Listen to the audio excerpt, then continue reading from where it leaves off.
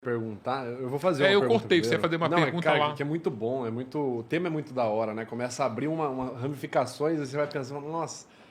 Enfim, vou voltar em uma que eu ia fazer outra hora. A hora que você comentou que a Elise estava saindo da cadeia, o pessoal batendo palma, foi uma cena assim, admiradoras dela, né?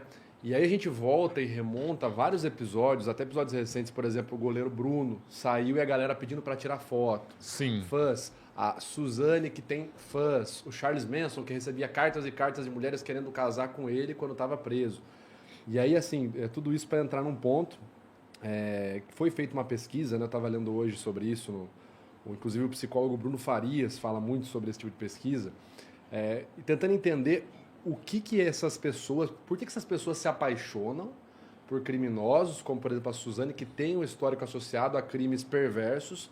Como que alguém vai lá e se apaixona e desenvolve uma relação de admiração ou de fã por um tipo de pessoa assim? E aí fizeram uma pesquisa de self-reporting com essa galera que se declarava admirador desse tipo de gente. E aí saiu um ponto aqui interessante que eu queria comentar com vocês, que é o seguinte. Segundo o self-report dessas pessoas, elas tinham autoestima rebaixada, declaravam que não tinham orgulho de si, pouca autoconfiança, muita autodepreciação e tinham frustração na vida. E elas criavam a fantasia de que aquela pessoa que estava presa, ou ela não era de todo má, ou era uma pessoa incompreendida. E aí eles criavam uma fanfic na cabeça de que o assassino ou a assassina ou não foi amado pelos pais, ou se relacionou com a pessoa errada, ou era uma vítima da sociedade. Resumindo, os fãs eles criam uma admiração, segundo essa pesquisa, no seguinte sentido: se aquela pessoa tivesse relacionado comigo, eu conseguiria dar um jeito nela. É como se eles criassem uma fantasia assim, cara, tudo bem, mas olha a cara da menina, ela não deve ser tão má assim, deve ter alguma coisa nessa história por trás, essa menina não me passa essa intenção, essa sensação. Minha pergunta então é, o que você acha que passa na cabeça dessa galera para virar, por exemplo, fã de uma Suzane von Richthofen e falar, nossa, a Suzane é fera, cara, que legal. Olha, eu vou te falar uma coisa morrendo de vergonha. Eu acho que eu ajudei a criar esses monstrinhos aí. Você é o marqueteiro da galera. Tu sabe que eu já fiz uma live com os fãs da Suzane. Sério? Tem uma live no Instagram Mulheres Assassinas, tem uma live com os fãs da Suzane. Caraca, assim. Mas essa galera é uma galera do bem, assim? E aí eu já não conseguiria te dizer. Os caras, os psicólogos dizem. Os psicólogos, os especialistas forenses, eles cravam que são pessoas que estão no mesmo balaio que elas. É bem possível. Porque eles identificam... Porque, por exemplo, começa com a determinação. Fã. Que isso? Tu é fã de quem... O fã, ele admira um ídolo, mas em função de uma obra. Claro. Não é? Tu não admira essa pessoa. Tu admira... Isso é a parte pelo todo. Tu admira essa pessoa pelo que ela produziu ali, né? Ou porque compôs uma música, cantou, um jogador de futebol, gravou um disco. Mas tem uma passagem. E aparentemente assassinou alguém também, né? Tem falando especificamente da Suzane, que a Suzane eu não entendo porque tem fã. A Elise... o goleiro Bruno, cara.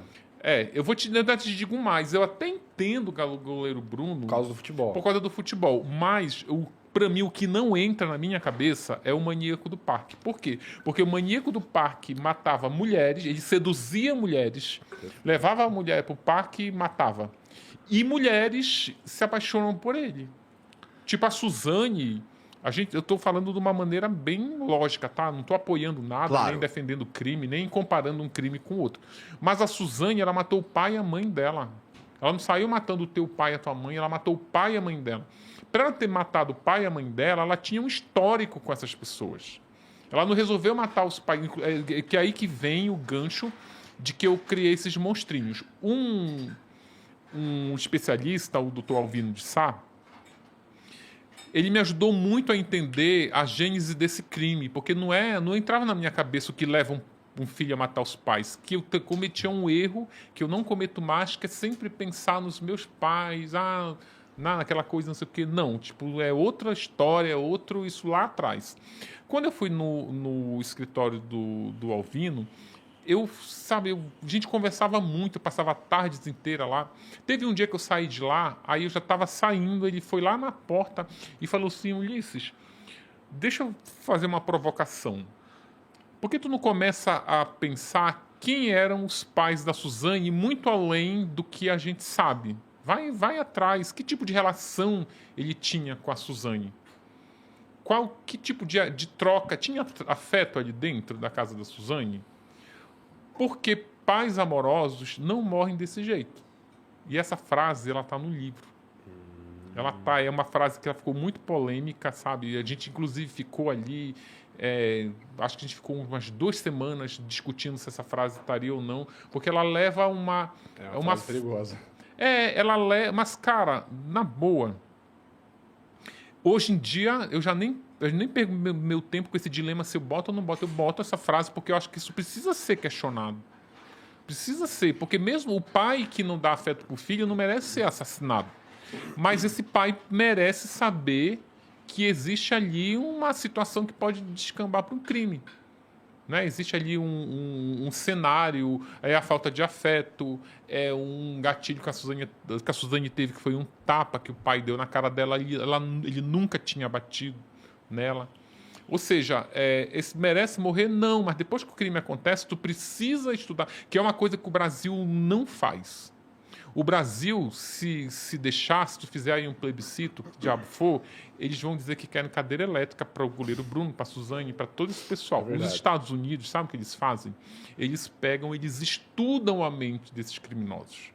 O criminoso lá, serial killer, ele tá lá preso, tá. Prisão perpétua, tá. Mas todo dia tem um especialista ali conversando com ele, estudando ele. Para quê?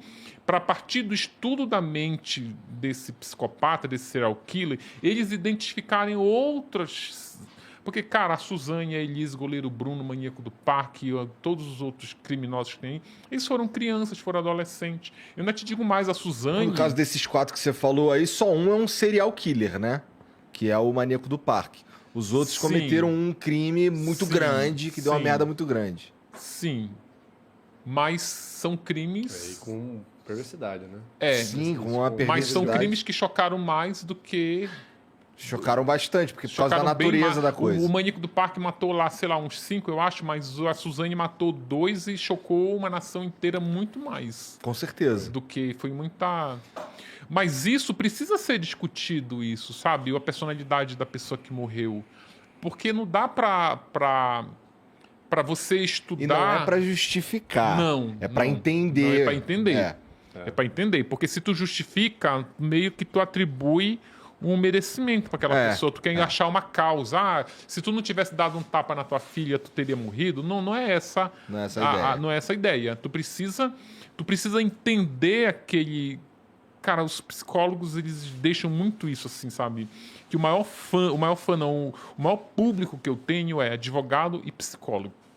Os psicólogos, assim, eles dizem, cara, a tua obra eu uso na sala de aula porque tu precisa entender o que leva... Sabe o que acontece? O crime, ele choca de uma maneira tão brutal que tu fica cego. Aí tu te enche de ódio por quem matou. E essa cegueira e esse ódio, ele te impede de estudar isso mais, sabe? De tu começar a raciocinar por que isso aconteceu, o que levou a fazer isso. E outra, o que se passa na cabeça de alguém que decide matar os pais. Mas você sabe que cara, é muito bacana o jeito que você coloca, porque é muito responsável, muito maduro, ao mesmo tempo que é muito abrangente. Eu participei em 2020... Se eu não me engano, foi 2020, de um episódio especial na... o Profissão Repórter, só que é da Record, eu não lembro qual é o equivalente. Reportagem Espetacular, Domingo Espetacular, alguma coisa assim. Acho que é Conexão, não sei o quê. Eu não vou lembrar o nome. Cabrinho. Isso, Era eu, a doutora Rosângela Monteiro, psicóloga forense, gabaritadíssima aí, mais de 30 anos na ativa. E o doutor Essa de Queiroz, psiquiatra, Sim. Que inclusive, se eu não me engano, trabalhou no Pedrinho. Acho que o Maníaco do Parque não. E a gente chegou em dado momento lá no episódio que caiu uma discussão sobre isso. Eu não sou psicólogo, sempre que tem essa discussão, eu sempre jogo ela para o lado. Falo, olha, não sei o que eu posso dizer sobre, né, quando entra, por exemplo, nessa questão. A gente deve tentar entender o que levou, né, como o Ulisses estava falando, teve um evento de um dia, de um episódio, um tapa na cara, que foi um evento marcante. E o que alguns psicólogos defendem a ideia é que essa abordagem, você dá espaço, e lembra, eu só tô falando o que eu ouvi na discussão ali, né? Não que eu endosse Ninguém vai te isso. cancelar, não, cara. Vai É lá. bom contextualizar, é bom contextualizar. Vai. Porque depois de 2 drinks, eu já não sei nem se eu vou... entendeu? O que eu vou Tá vindo mandar mais aqui. um aí. E tá vindo mais um. O que eles dizem é o seguinte... Quando você dá uma abertura para essas pessoas, você pode correr o risco de ser manipulado por elas, como por exemplo a Suzane, que tem uma capacidade de persuasão muito grande. Então, na visão de alguns psicólogos que tratam dessa questão forense, eles realçam que, assim, o próprio Pedrinho, que foi o que foi comentado no episódio, o Pedrinho vai lá e vem com aquele diálogo, muitas vezes, de uma espécie de justiceiro social. Um dia eu estava lá, o meu primo deu um tapa na minha cara, e meu pai tinha sido demitido, eu fui lá e passei meu primo no moedor de cana. O cara que demitiu meu pai, humilhou meu pai, eu fui lá e matei o cara no facão. O cara que não sei o quê, bateu na minha noiva, eu fui lá e matei ele no dia do casamento dele. O que eles dizem sobre isso? Você está dando espaço para o cara falar, ao passo que aquilo é puro blá blá blá. Sabe, aquilo é o, vamos chamar de marketing digital. É o criar uma persona digital. Né? O Pedrinho vai criar a imagem do justiceiro. Não li o da Elise, confesso que não li. Eu, inclusive, não vi a minissérie.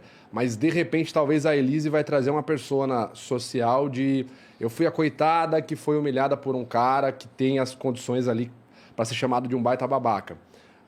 O que alguns psicólogos dizem, então, é que, assim, não é que não é interessante não dar espaço, não é que a gente não deveria ouvir. É que, cara, quando se trata Isso é complicado falar, e lembrando, eu não sou psicólogo, mas quando se trata de crimes perversos, a pessoa que possa se encaixar numa observação nossa subjetiva se encaixe como, por exemplo, transtorno de personalidade social, é muito difícil você ouvir o que a pessoa está falando, porque provavelmente... Sabe, vou dar um exemplo. Pro Charles Manson. Cara, puta, não gostei de sua camisa. Vou mandar matar... que ele não matava, né? Mas enfim, vou organizar para te matar. Cara, legal, você tá fazendo meu drink agora. Puta, mas você fez com a mão direita? Eu vou te matar. E aí na televisão... com a esquerda, trocou. E aí agora na televisão eu vou contar uma história de quando meu pai me deu um tapa na cara. Então assim, ao mesmo tempo que eu concordo completamente com a ideia de que deve se pesquisar, porque a gente sabe pouquíssimo sobre a mente humana, com o que se tem de ciência hoje, pouquíssimo, eu fico meio assim, cara, que ponto que a gente não... Assim, como que a gente cria uma barreira para não ser manipulado? Sabe onde eu amadureci muito a ideia que eu tinha desses criminosos? Óbvio que eu não sou fã nem admirador de nenhum deles. Uhum. Mas foi quando eu comecei a frequentar penitenciária. Porque a penitenciária, ela é um depósito de criminosos. Sim. Né? Principalmente quando tu mata membros da própria família, a família não te visita. Se tu matar teu pai e tua mãe, meu amigo, tu acaba... Não sobra ninguém. Só que com tem toda uma estrutura lá. A Igreja Católica tem aquela pastoral carcerária, que ela dá suporte, ela vai lá, principalmente para os presos que estão abandonados lá. Tu olha lá, o cara cometeu um mau crime lá, matou, esquartejou, estuprou e está lá recebendo afago da Igreja Católica. E esse trabalho existe há décadas e décadas e décadas.